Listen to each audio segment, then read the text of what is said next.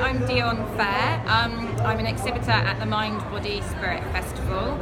I met Mike at the Transformed by Light stand on Friday. So we had a brief chat and Mike performed a short reading for me, which was really, really powerful, and he really dug quite deep into some emotional barriers that were going on inside me. I was really quite surprised what Mike was able to pick up in such a short space of time and read kind of what was going on inside my life. So it was really, really powerful what I got from Mike.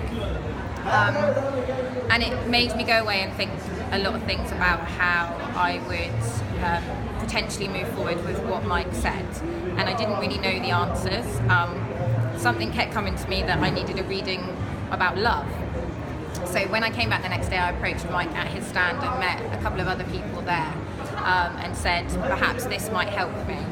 And I wasn't really prepared for what was going to take place, but it was, I think, meant to be, and it was in God's hands. So we kind of sat together with another chap, with Mike as well, and we actually had quite a deep kind of conversation as to what it was, why I wanted a love reading. I didn't really know myself, to be honest, but I felt like what Mike picked up the day before about kind of the emotional barriers and where I was at in my life and how I was struggling to move forward because of a massive wall was in front of me, and if I didn't kind of push the wall down as such, then it was going to be quite difficult for me to move forward. So, and then kind of doing the reading yesterday, it was extremely powerful. The kind of team there helped me acknowledge maybe why the wall was there, and it was actually a case of, I think, past love relationships, not just with a partner, but with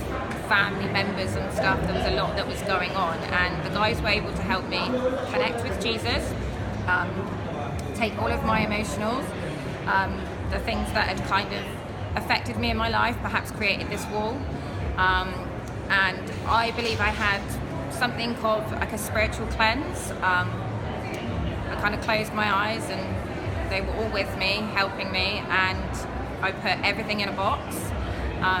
Jesus was at the cross, he was standing at the cross, and I was able to write down everything that I'd wrote down on the piece of paper previously in my vision, write it all in the box and give it to Jesus. And Jesus took that from me, placed his hand on my head, and it almost felt like he placed his hand on my head and it was really, really, really heavy.